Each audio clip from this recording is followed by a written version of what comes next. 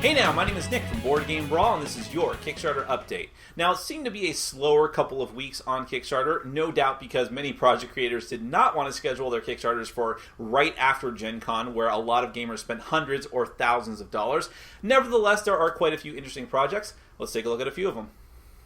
Conan, Rise of Monsters, get it? From Pulposaurus Entertainment, is a miniature skirmish game set in the world of Conan. It has very high quality miniatures, and even better, those miniatures come pre-assembled, all of which seems like a slam dunk. But I feel really bad for these guys because even though they've made over $100,000, that is less than half of what they need to produce what is probably a very, very expensive game.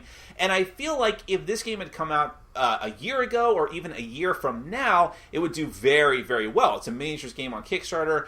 But, unfortunately, it came out in the same year, not too long after Conan from Monolith Entertainment, which also had incredibly cool-looking miniatures at a very steep price point. And I think that, together with the unexpected Kickstarter reboot of the Conan Age of Hyboria game, that it's just Conan fatigue, which is a phrase I never thought I'd have to say. But I'm pulling for them. Maybe they'll turn things around.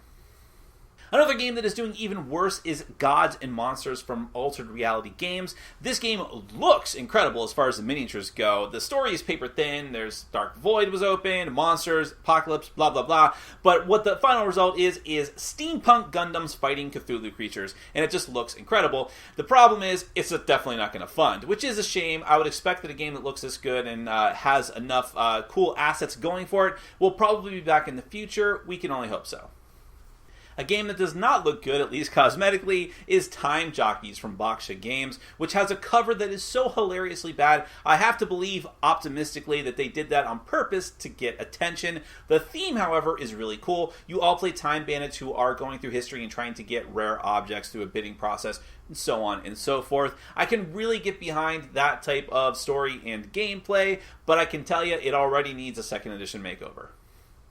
CatTube Famous is a game all about putting cat videos on the internet and getting the most subscribers, which I have to believe is the internet and geek culture and all of its constituent parts turning in on themselves and starting to devour each other in some sort of weird Ouroboros. In other words, this is what we've come to. Now, I actually like the idea of it where you're trying to get as many subscribers as possible. Obviously, being a YouTube personality, I can appreciate that. I'm not a cat person, I'm a dog person, so they lost me there.